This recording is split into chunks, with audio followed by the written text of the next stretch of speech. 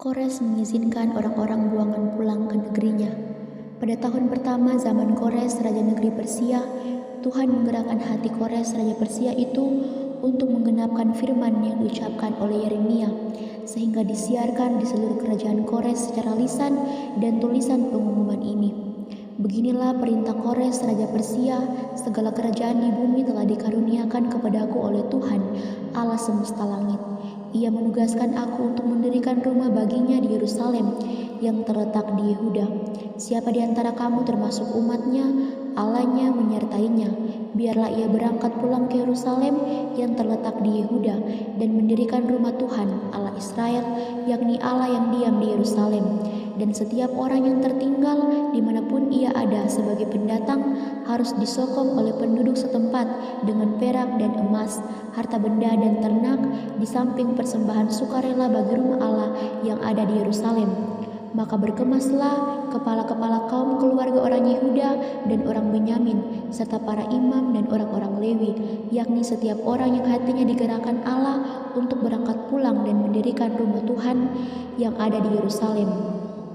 Dan segala orang di sekeliling mereka membantu mereka dengan barang-barang perak, dengan emas, harta benda, dan ternak, dan dengan pemberian yang indah-indah, selain dari segala sesuatu yang dipersembahkan dengan sukarela. Pula Raja Kores menyuruh mengeluarkan perlengkapan rumah Tuhan yang telah diangkut Nebukadnezar dari Yerusalem dan yang ditaruhnya di dalam kuil Allahnya. Kores Raja Persia itu menyuruh mengeluarkan semuanya itu di bawah pengawasan Mitredat, bendahara raja, yang menghitung seluruhnya bagi Sesbasar pembesar di Yehuda. Inilah daftar 30 bokor emas, 1000 bokor perak, 29 pisau, 30 piala emas, pula 410 piala perak, 1000 buah barang-barang lain. Barang-barang emas dan perak itu seluruhnya berjumlah 5.400. Semuanya itu dibawa oleh Sesbasar sewaktu orang-orang buangan itu dibawa pulang dari negeri Babel ke Yerusalem. Daftar orang-orang yang kembali dari pembuangan. Inilah orang-orang provinsi Yehuda yang berangkat pulang dari pembuangan, yakni para tawanan yang dahulu diangkut ke Babel oleh Nebukadnezar Raja Babel, dan yang kembali ke Yerusalem dan ke Yehuda masing-masing ke kotanya. Mereka datang bersama-sama Serubabel, Yesua, Nehemia, Seraya, Relaya, Mordekai, Bilsan, Mispar, Bikwai, Rehum, dan Baana. Inilah daftar-daftar orang-orang bangsa Israel. Bani Paros 2172 orang, Bani Sefaca 372 orang, Bani Ara 775 orang, Bani Pahat Moab yakni anak-anak Yesua dan Yoab 2812 orang, Bani Elam 1254 orang, Bani Satu 945 orang, Bani Sakai 760 orang, Bani 642 orang, Bani Bebai 623 orang, Bani Azgad 1222 orang, Bani Adonikam 666 orang, Bani Bikwai 2056 orang, Bani Adin 454 orang, Bani Ater yakni Bani Hizkia 98 orang, Bani Bezai 323 orang, Bani Yora 112 orang, Bani Hasum 223 orang, Bani Gibar 95 orang, dari Bethlehem 123 orang, orang-orang Netofa 56 orang, orang-orang Anatot 128 orang, dari Asmawet 42 orang, dari Kiryat Arim, Kefira dan Beerot 743 orang, dari Rama dan Gaba 621 orang, orang-orang Mikamas 122 orang, orang-orang Betel dan Ai 223 orang, dari Nebo 52 orang, dari Makpis 156 orang, Bani Elam yakni Elam yang lain 1254 orang, Bani Harim 320 orang, orang-orang dari Lot, Hadid dan Ono 725 orang, dari Yeriko 345 orang, Bani Sena 3.630 orang. Inilah para imam Bani Yeada, yakni kaum keluarga Yesua 973 orang. Bani Emer 1052 orang. Bani Pasyur 1247 orang. Bani Harim 1017 orang.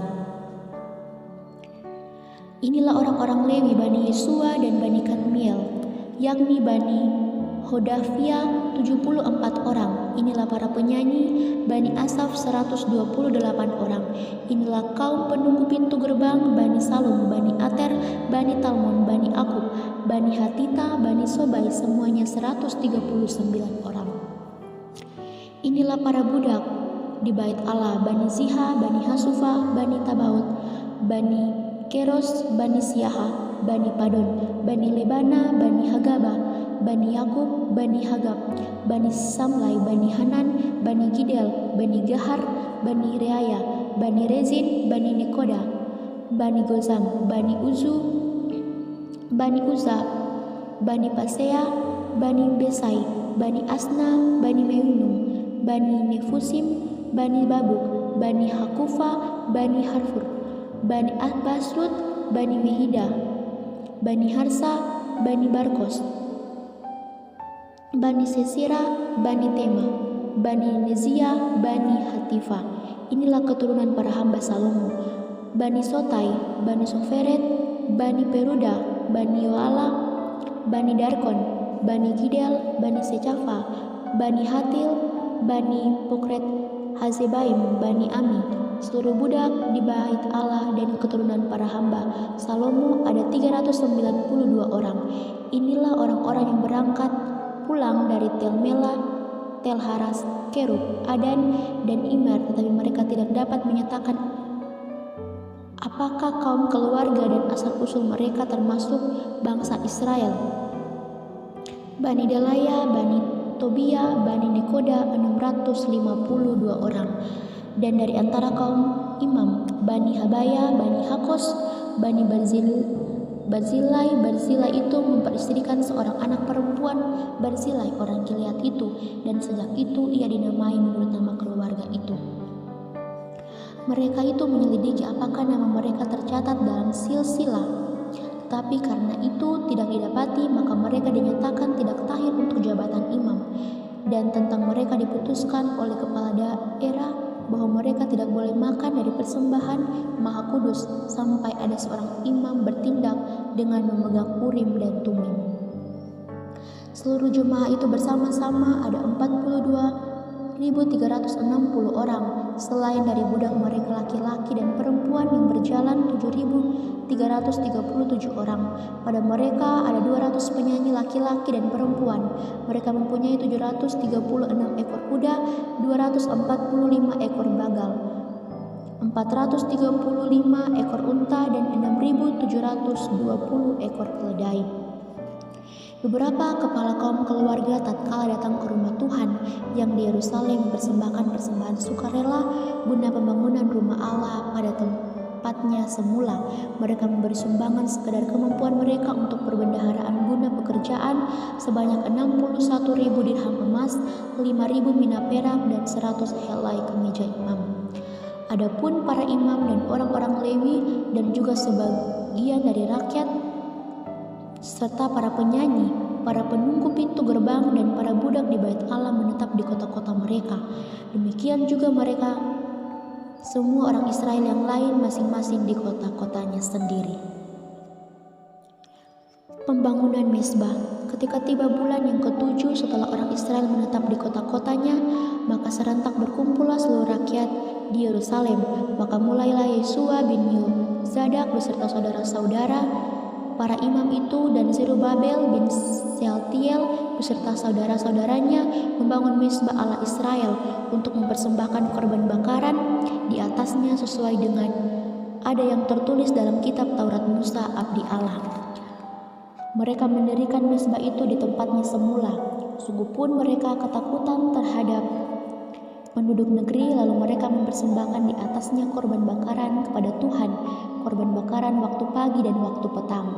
Mereka juga mengadakan hari raya pondok daun sesuai dengan yang tertulis dan mempersembahkan korban bakaran hari demi hari menurut jumlah yang sesuai dengan peraturan, yakni setiap hari menurut yang ditetapkan untuk hari itu. Dan sejak itu diadakannya korban bakaran yang tetap, juga korban bakaran pada bulan baru dan pada setiap hari raya yang kudus bagi Tuhan, dan setiap kali orang mempersembahkan persembahan sukarela kepada Tuhan. Sejak hari pertama bulan yang ketujuh, mereka mulai mempersembahkan korban bakaran kepada Tuhan, namun dasar bait suci Tuhan belum juga diletakkan. Lalu mereka memberikan uang kepada tukang batu dan tukang kayu, sedang kepada orang Sidon dan Tirus makanan dan minuman dan minyak, supaya orang-orang itu membawa kayu aras dari Libanon sampai ke laut dekat Yafu, seperti yang telah diizinkan kepada mereka oleh Kores raja negeri Persia. Perletakan dasar bait suci. Pada tahun yang kedua, sesudah mereka sampai ke rumah Allah di Yerusalem, dalam bulan yang kedua, maka Zerubabel bin Sealtiel dan Yesua bin Yozadak beserta saudara-saudara mereka yang lain, yakni para imam dan orang-orang Lewi, dan semua orang yang pulang ke Yerusalem, dan semua tawanan memulai pekerjaan itu. Mereka menugaskan orang-orang Lewi yang berumur 20 tahun ke atas untuk mengawasi pekerjaan membangun rumah Tuhan. Lalu Yesua serta anak-anak dan saudara-saudaranya dan Kadmiel serta anak-anaknya orang-orang Yehuda bersama-sama bertindak mengawasi orang-orang yang melakukan pekerjaan membangun rumah Allah. Demikian juga Bani Henadad, anak-anak dan saudara-saudara mereka orang-orang Lewi itu. Pada waktu dasar bait suci Tuhan diletakkan oleh tukang-tukang bangunan, maka tampillah para imam dengan memakai pakaian jabatan dan membawa nafiri, dan orang-orang Lewi Bani Asaf dengan membawa ceracap untuk memuji-muji Tuhan menurut petunjuk Daud Raja Israel.